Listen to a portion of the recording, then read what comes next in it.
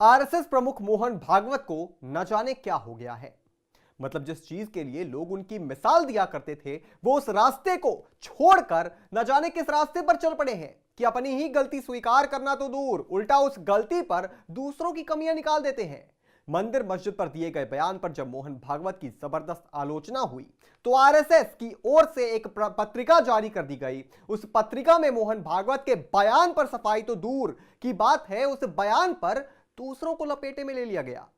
बताएंगे आपको क्या लिखा है मोहन भागवत की पत्रिका में, पर उससे पहले आयोन भारत को सब्सक्राइब कर लीजिए। नमस्कार, मैं हूं आपके साथ स्नेही श्रेयस। आयोन भारत देख रहे हैं आप।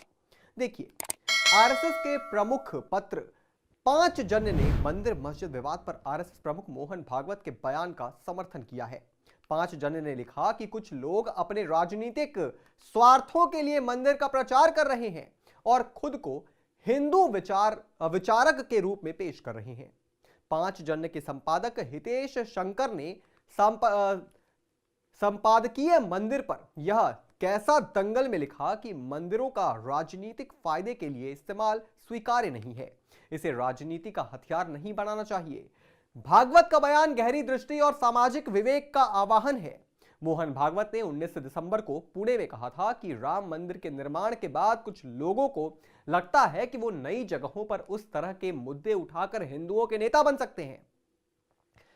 हर दिन एक नया मामला उठाया जा रहा है, इसकी इजाजत कैसी दी जा रही है? भारत को दिखाने की जरूरत है कि हम एक साथ रह सकते हैं। हालांकि आरएसएस के अंग्रेजी मुखपत्र ऑर्गेनाइजर ने मोहन भागवत से अलग राय रखी थी। पत्रिका ने इसे ऐतिहासिक सच जानने और सभ्यतागत न्याय की लड़ाई कहा था। आपको जरा 5 जन के लेख की कुछ अहम बातें बताते हैं। पत्रिका में लिखा गया है कि भागवत के बयान के बाद मीडिया में लड़ाई जैसी स्थिति पैदा हो गई है। या तो यह जानबूझकर बनाई जा रही है। इन मुद्दों पर अनावश्यक बहस और भ्रामक प्रचार को बढ़ावा देना चिंताजनक है। सोशल मीडिया ने इसे और बढ़ाया है। भारत एक सभ्यता और सांस्कृतिक का नाम है जो हजारों साल से विविधता में एकता का सिद्धांत न केवल सिखाता है बल्कि इसे जीवन में भी अपनाया है। आज के समय में मंदिरों से जुड़े मुद्दों को राजनीति के हथियार के रूप में इस्तेमाल करना चिंताजनक है। भागवत का संदेश एक गहरी सामाजिक चेतना को जागृत करता है। यह हमें याद दिलाता है कि इतिहास के घावों को कुदेरने की बजाय हमें अपने सांस्कृतिक मूल्यों को सुरक्षित करते हुए समाज में सामंजस्य और सौहार्द की भावना को बढ़ावा देना चाहिए। चलिए, पत्रिका में जो कहा गया है वो दूसरों पर आरोप लगाने से ज्यादा और कुछ नहीं है। अपने मीडिया पर सारा बिल फाड़ दिया, मगर उन धर्म गुरुओं का क्या जिन्होंने डंके की चोट पर मोहन भागवत के आरोपों का विरोध किया था? जगत गुरु स्वामी रामभद्राचार्य ने आरएसएस प्रमुख मोहन भागवत के बयान पर नाराजगी जताई थी। कहा था कि संघ प्रमुख ने अच्छा नहीं कहा।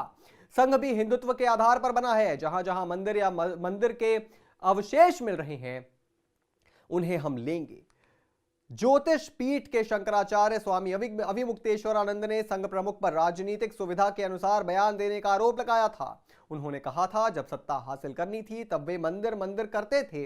अखिल भारतीय संत समिति के महासचिव स्वामी जितेंद्रानंद सरस्वती ने भी कहा था कि जब धर्म का मुद्दा उठता है तो धार्मिक गुरुओं को फैसला लेना होता है और वे जो भी फैसला लेंगे उस संघ और विश्व हिंदू परिषद स्वीकार करेंगे।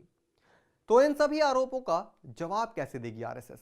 क्या आरएसएस धर्म गुरुओं के बयान को भी पब्लिसिटी स्टंट कह देगी, या मोहन भागवत मंच पर चढ़कर कह देंगे कि हां, अब हम सेक्युलर हैं भाई, हमें हिंदुत्व से कोई लेना देना नहीं है, अब हम सबको साथ लेकर चलेंगे? क्योंकि अगर आपने अपने बयान पर आलोचनाओं का सामना आप कर रहे थे तो या तो आप उस बयान के मायने बता सकते थे या तो बीच की लाइन पकड़ सकते थे, मगर आपने क्या किया? आपने सीधा दूसरों पर इन सब का ठीकरा फोड़ दिया। और जैसा आप कहते हैं कि आपने हिंदुओं का ठेका नहीं ले रखा है, तो एक बात जान लीजिए कि हिंदुओं ने भी आपको अपना ठेका नहीं दे रखा है। इस पूरी खबर पर आप क्या सोचते हैं दोस्तों? हमें कमेंट करके जरूर बताएं और भी तमाम बड़ी खबरों से जुड़े रहने के लिए आप देखते रहें आयोन भारत।